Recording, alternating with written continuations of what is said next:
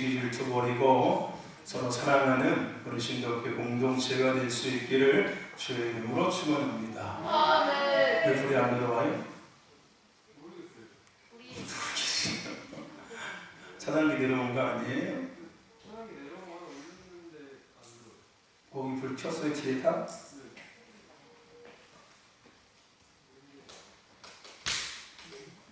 차단기가 올렸어? 서로가 서로를 소중히 여기고 또 서로가 서로를 응원하는 우리 신도교의 공동체가 되기를 주의 이름으로 축원합니다. 하나님께서 우리와 함께하고 계십니다.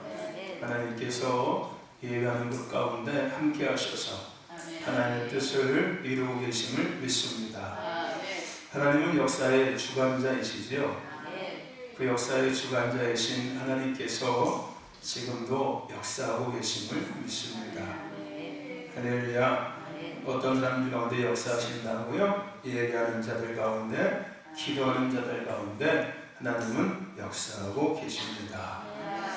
하나님께서 우리를 하나님의 모양과 형상대로 지으셨습니다.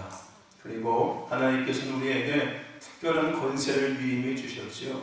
세상을 정복하고 다스릴 수 있는 권세를 우리에게 위임해 주셨습니다.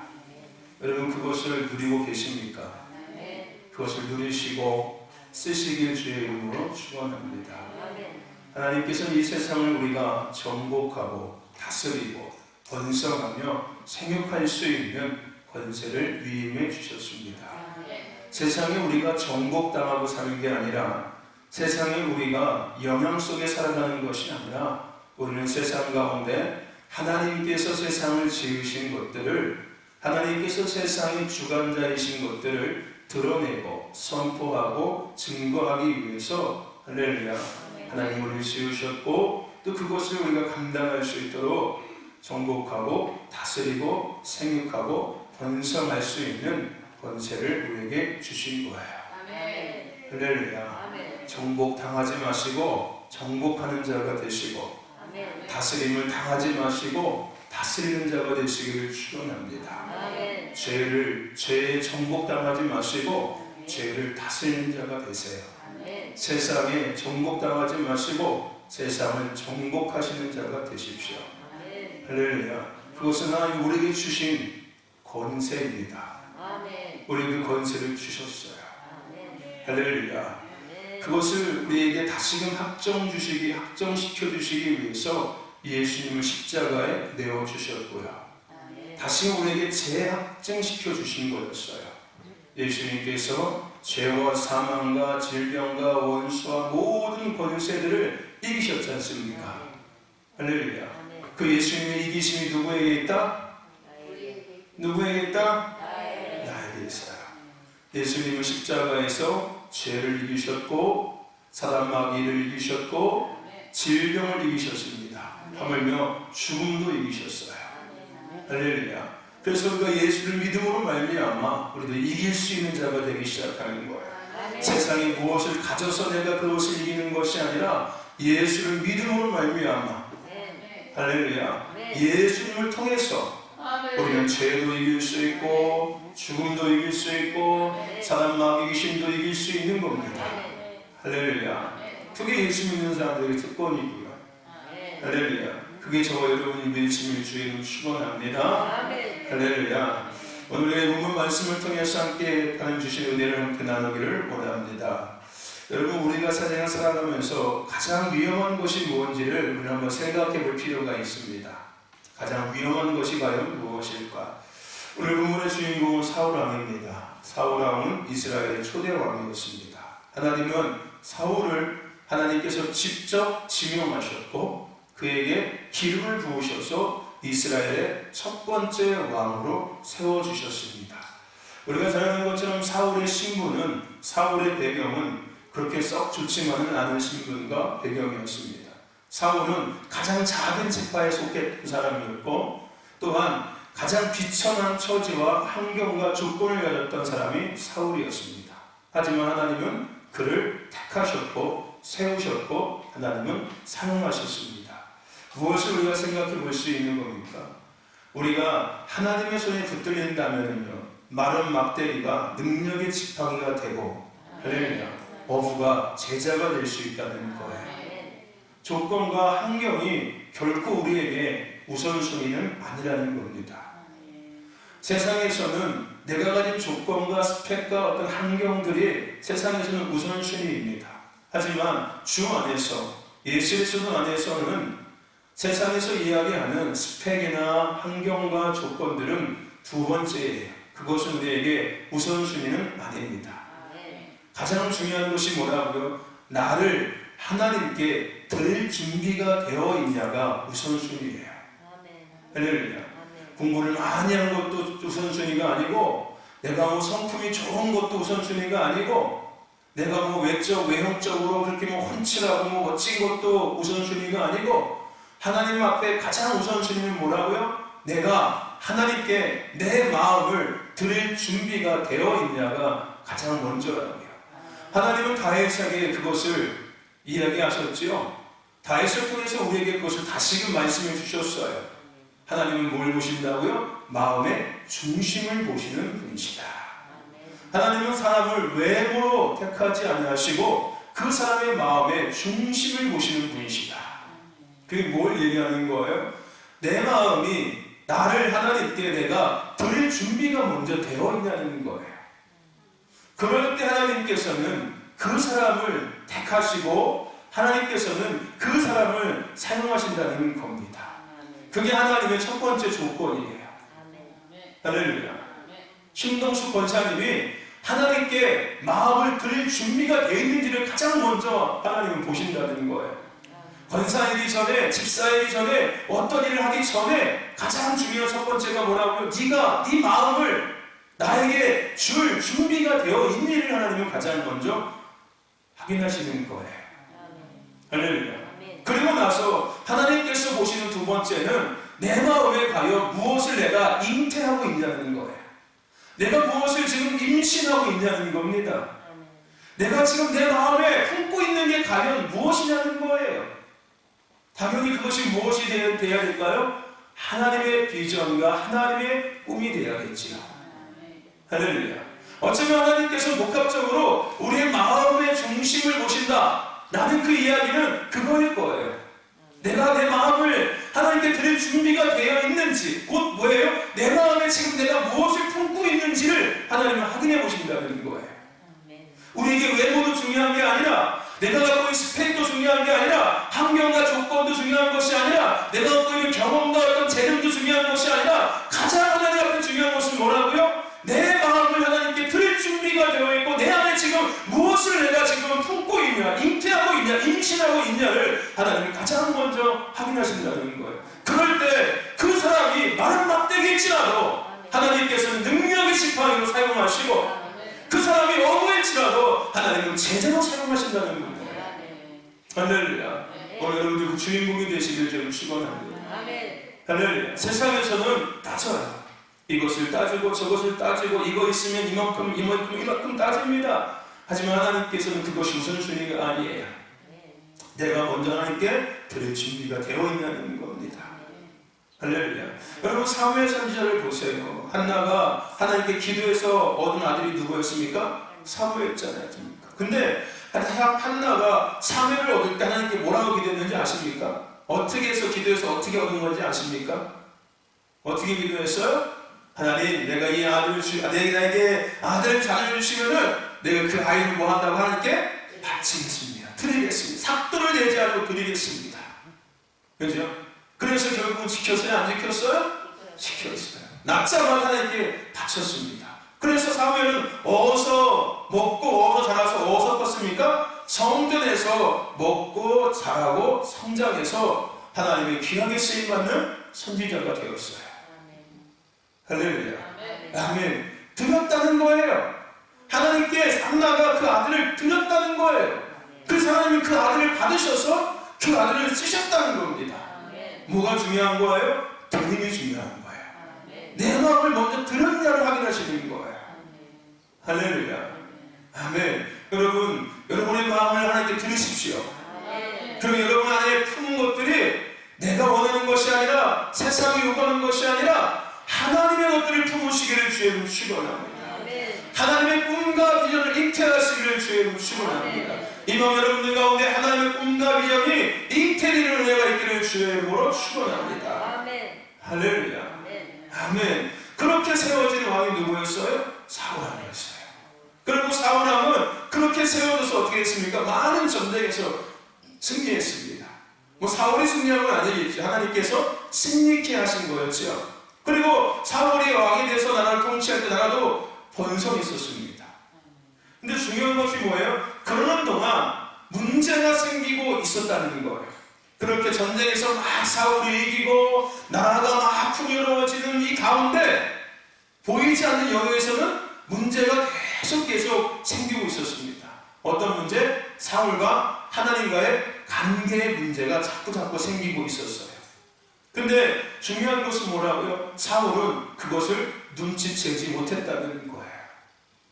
나라가 풍요로워지고 전쟁에서 막 승승장구 하니까 그 사이에 자신과 하나님과의 관계에 생기고 있던 문제를 전혀 눈치채지 못하고 있었다는 겁니다. 결국 결정적인 사건을 통해서 하나님과의 관계에 문제가 있음을 듣게 됩니다. 누구를 통해서? 사무엘을 통해서 듣게 됩니다. 당신 왕과 지금 하나님과의 관계가 문제가 있습니다 라고 듣게 돼요.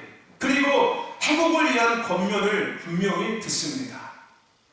그런데 중요한 것은 어떻게 됐습니까? 그럼에도 사울은 회복하지 못했습니다. 왜 그랬을까요? 왜 회복하지 못했을까요? 분명히 문제가 있다는 것을 들었는데, 분명히 그 문제를 해결해야 된다고 권면의 이야기까지 들었는데 왜 사울은 회복하지 못했을까요? 왜 그랬을까요? 당장 자신에게 아무런 문제가 발생하고 있지 않았기 때문이에요.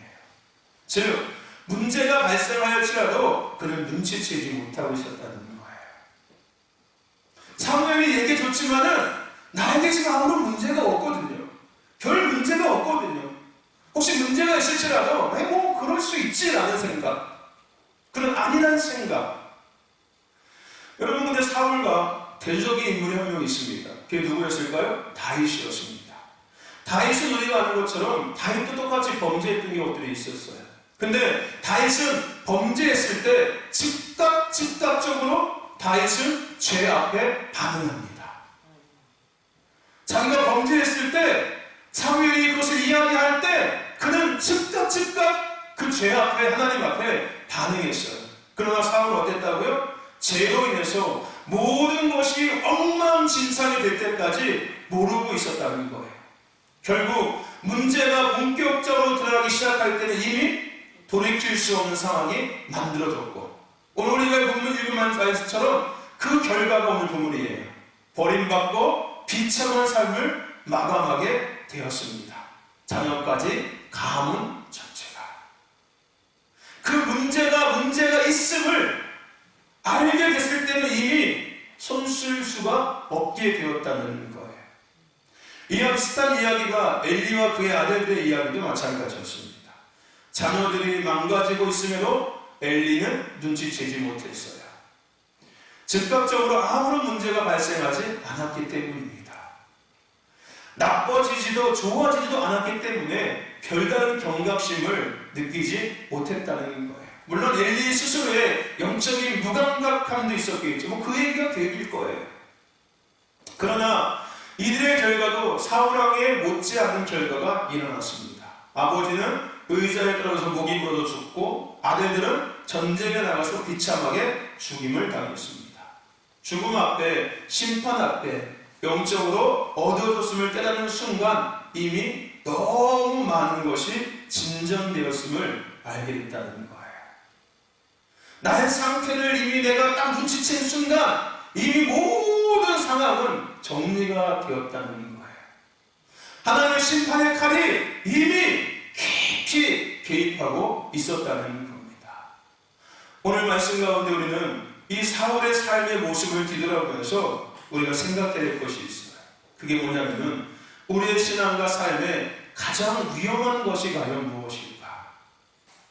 그것은 좋은 일이 일어나지 않는 상황이 아닙니다. 그렇다고 나쁜 일이 일어나고 있는 상황도 아니라는 거예요.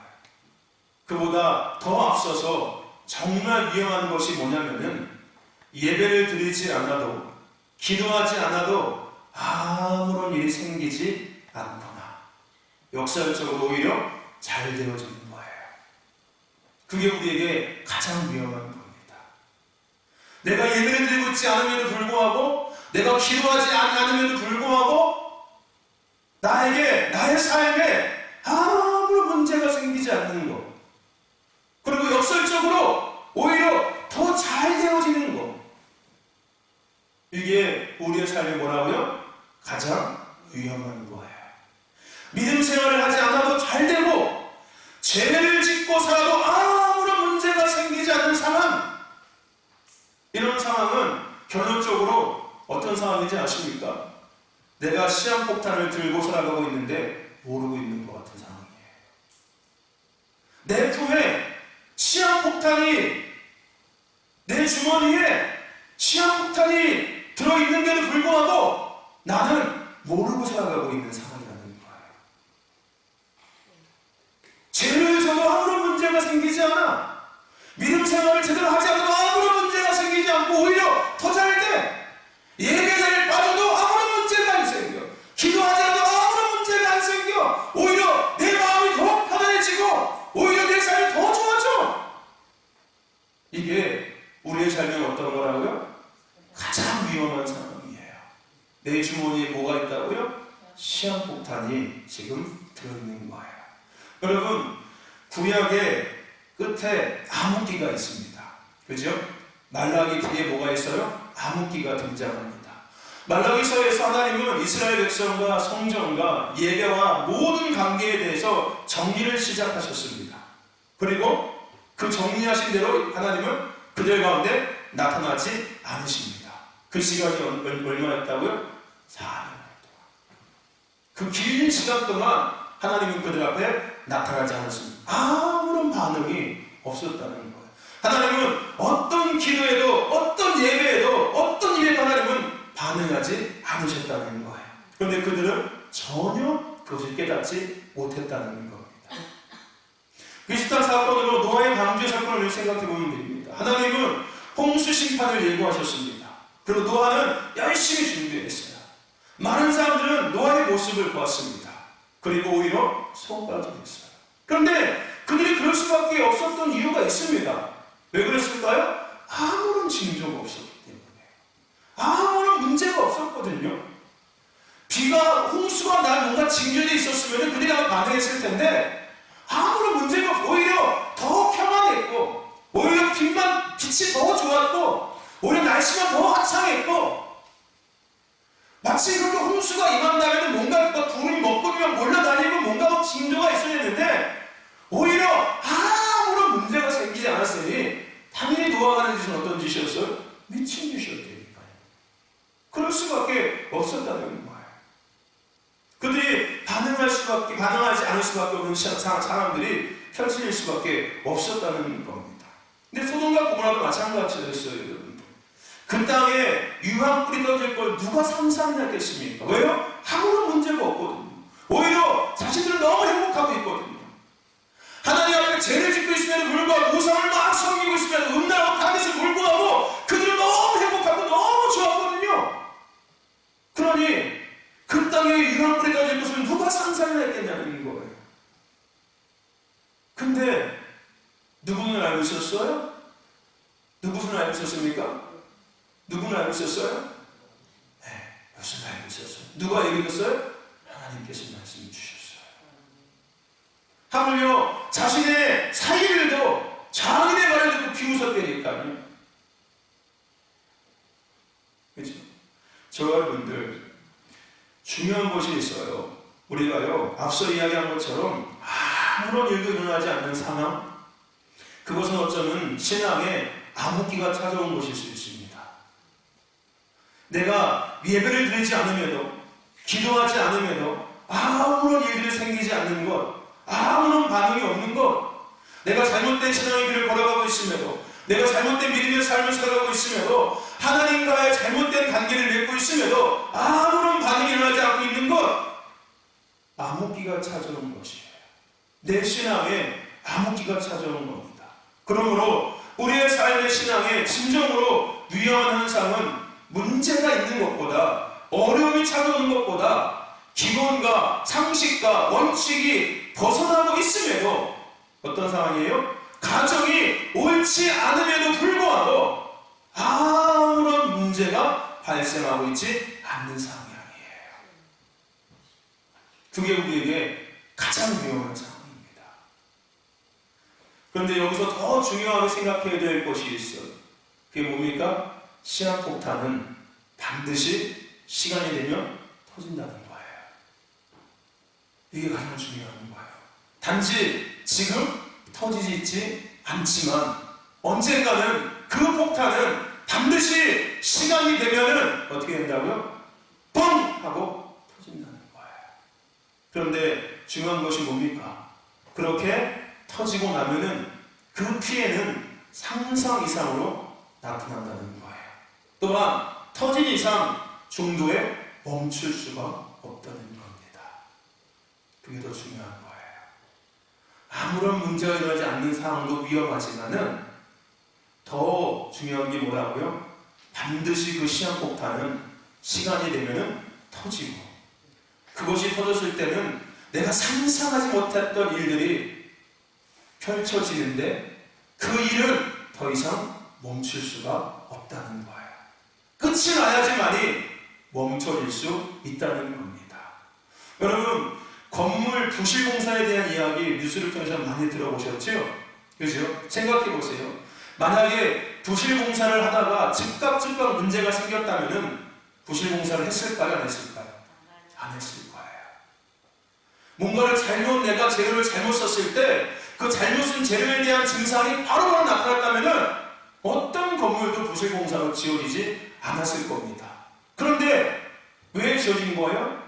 어떤 재료를 써도 부실공사를 해도 그 당시에는 아무런 문제가 발생하지 않았기 때문에 그래요. 아무런 문제가 생기지 않았다는 거예요.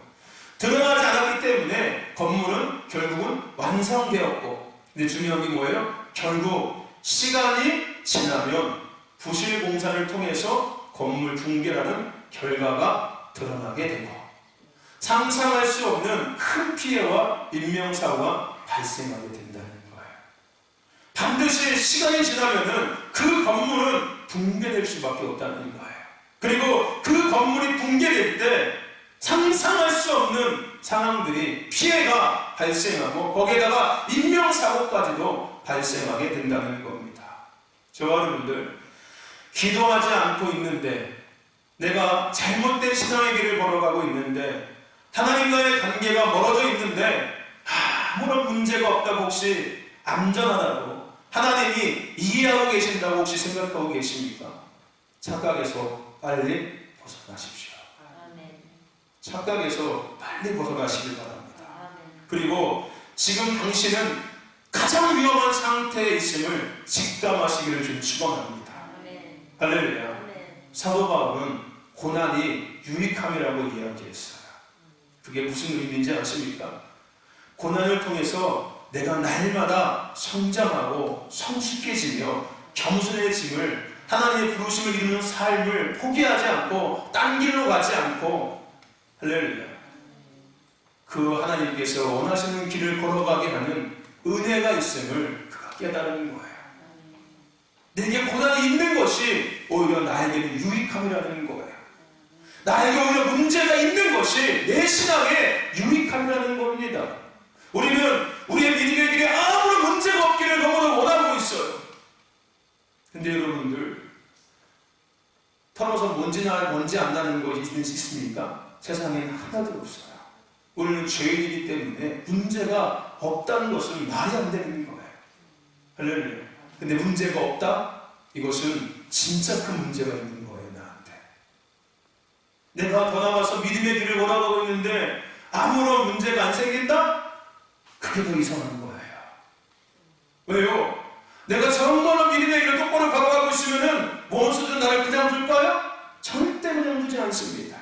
어떻게든 방해하고 어떻게든 신앙을 포기하게 만들고 어떻게든 하나님의 뜻을 이루지 못하게 방해할 거예요. 그런데 내가 원수의 손에 붙들려 있다. 과연 원수는 나를 건드릴까요? 절대 건드리지 않아요. 어차피 내 손에 젖어 있으니까. 그게 가장 위험한 상태인 거예요. 저와 여러분들, 오늘 하나님의 부르심을 이루기 위해서 우리가 삶을 살아감에 있어서 문제가 없을 수는 없습니다. 그렇다고 문제를 원하는 것은 아니에요. 이야기는 뭐예요? 문제가 온다고 그것이 결코 내 신앙에 잘못된 것이라고 생각하지 말아야 된다는 거예요. 문제가 없다고 해서 내가 신앙생활을 잘하고 있다고도 우리는 결론내지 말아야 된다는 겁니다. 할렐루야. 신앙의 기본과 상식이 무너졌음에도 아무런 일이 없다고 안심하지 말자고요. 할렐루야. 반대로 믿음의 길을 걸어가며 어려움이 온다고 실망하지도 마시라는 거예요. 할렐루야. 어려움보다 더 중요한 것은 아무런 반응이 일어나고 있지 않는 거예요. 암흑기를 점검하시고 이제라도 회복하시기를 주의 이름으로 축원합니다. 신앙에 어려움이 온다고 불평과 원망과 세상적인 선택을 하지 마시고 오히려 성장하고 오히려 성숙되며 굳센 믿음에 서게 하시고 회복하게 하시는 주님의 은혜가 있음을 늘 기억하시기를 주의 이름으로 축원합니다. 우리가 아무런 일이 없는 것을 바라고 있다가 착각 속에 빠질 수 있다는 거예요. 정말 아무런 일이 안 생기면은 내가 마치 잘하고 있는 것처럼, 그래도 되는 것처럼 착각 속에 빠져서 살아갈 때가 있다는 거예요. 그게 내가 시한폭탄을 내가 들고 있는 것도 같아. 터지면은 걷잡을 수가 없습니다. 지금 안 터져서 내가 여기 있는 것 뿐이죠. 터지기 전에 빨리 제거하셔야 돼요. 할렐루야. 시한폭탄이 터지기 전에 빨리 제거하셔야 합니다. 할렐루야. 암흑기를 빨리 벗어나오세요. 하나님과 지지고 볶고 사셔야 된다고요. 아멘. 때도 써보고 한번 맞아보기도 하고 때는 웃기도 하고 울기도 하고 할렐루야. 희노애락의 관계가 하나님과 그래도 여기 있어야 돼요. 할렐루야. 그게 내가 살아있다는 증거예요. 내가 지금 믿음의 길을 나름대로 걸어가고 있다는 증거입니다. 죄 짓고 살아도 기도 생활하지 않아도 아무런 문제가 안 생기니까 이래도 되는 것처럼 마치 내가 하나님께서 나를 이해해 주시는 것처럼 그럴 수 있어 라고 이해해 주시는 걸 착각하면 큰일 나요. 시한폭탄 들고 있는 거예요. 언제 터질지 모르는. 터지면은 걷잡을 수 없어요. 되돌릴 수 없다는 거예요. 큰 피해를 보고 그게 다 끝날 때까지는 멈춰질 수 없습니다. 여러분, 오늘 이 암흑기를 벗어나는 은혜가 이번 여러분들 가운데 시작되었음을 믿습니다. 오늘 이 말씀을 통해서 우리 가운데 혹시라도 내가 하나님과의 관계가 문제가 있음에도 내가 기도하지 않고 예배하지 않고 딴 길을 딴 생각 제 가운데 생각하고 있음에도 아무런 문제가 없다고 착각 속에 빠지고 있다면은 빨리 거기서 벗어나십시오. 시한폭탄 빨리 여러분들 제거하시길 축원합니다. 그리고 고난이 있음에 오히려 감사하세요. 내가 살아있구나. 내가 아직도 믿음의 선한 싸움을 하고 있구나. 할렐루야. 아멘. 감사하세요. 할렐루야.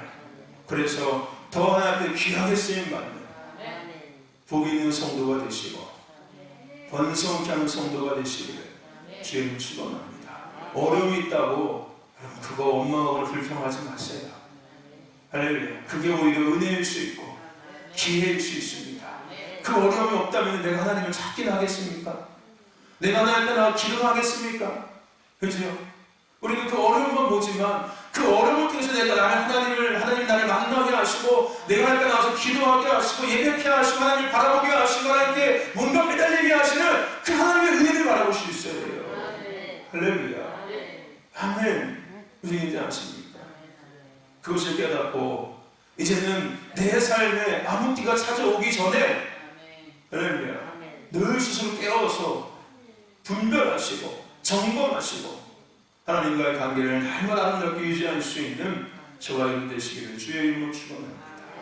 소원합니다.